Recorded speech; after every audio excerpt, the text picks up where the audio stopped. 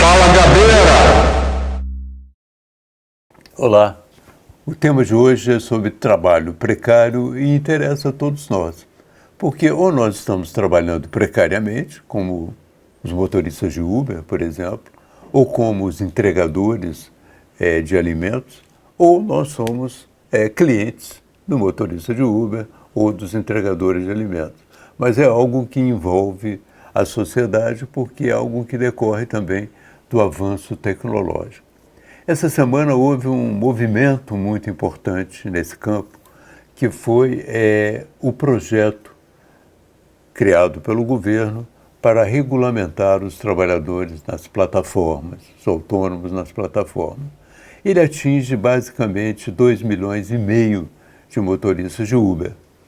Essa regulamentação não é uma coisa ampla, é apenas o mínimo necessário. Determina a quantidade mínima que o motorista pode receber e abre também a possibilidade dele pagar e receber a sua aposentadoria. Eu acho que isso também é o mais importante. As pessoas trabalham, descontam do seu trabalho e podem se tornarem aptas a receber uma aposentadoria. Isso, para mim, é o fundamental. Mas o projeto ainda deixa de fora milhares, talvez milhões, 2 milhões de trabalhadores que entregam alimentos, que trabalham nessas plataformas, mas não como motoristas, mas basicamente como ciclistas.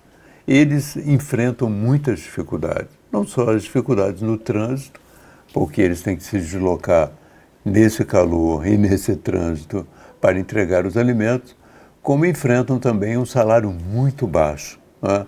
Um salário que, às vezes, o salário diário corresponde a 1 hora do salário que os trabalhadores lá fora do Brasil recebem.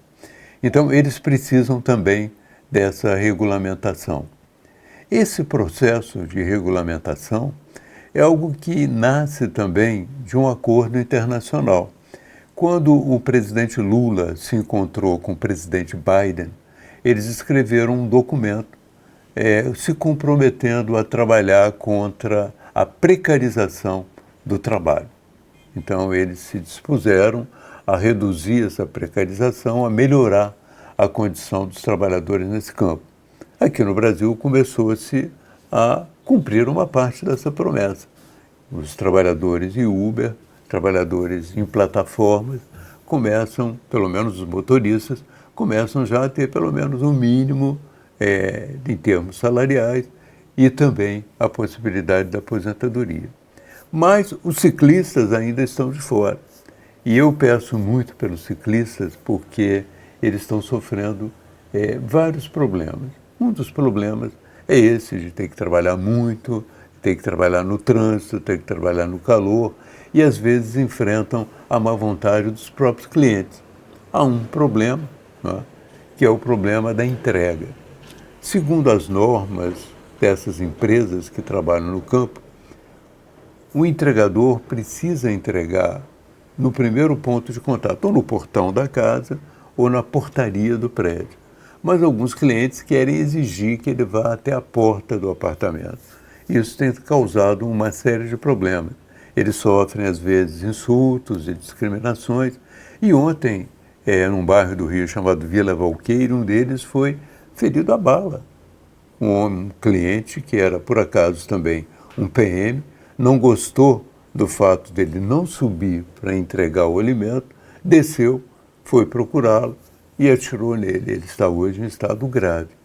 Portanto, é uma situação muito difícil a desses trabalhadores precários, trabalhadores que entregam alimentos e também trabalhadores que dirigem carros para grandes plataformas. Eu acho que isso interessa a todo mundo, inclusive quando o Lula e o Biden assinaram esse acordo, eu falei, olha, eles têm que assinar mesmo esse acordo porque o próprio emprego deles está sob perigo. É verdade que a inteligência artificial vem aí, já está aí, e a inteligência artificial vai roubar mais empregos ainda. Você vê, vamos pegar os próprios motoristas de Uber e os entregadores.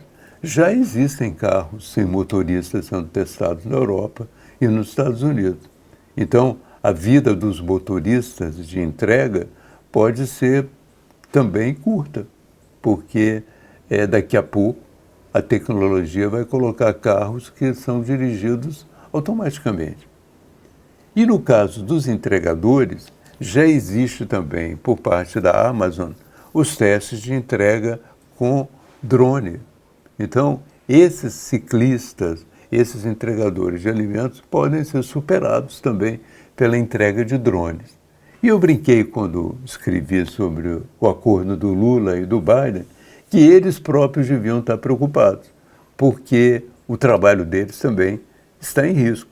A inteligência artificial pode, no futuro, substituir dirigentes. Ela pode dirigir com mais até eficácia em alguns campos um país. Eu acho que entramos no segundo tema. Por que nos interessa isso? Porque o trabalho precário hoje atinge a um número determinado de pessoas. Mas na medida que a tecnologia avança, não só o trabalho precário, mas também o fato do trabalho se tornar supérfluo é um grande problema.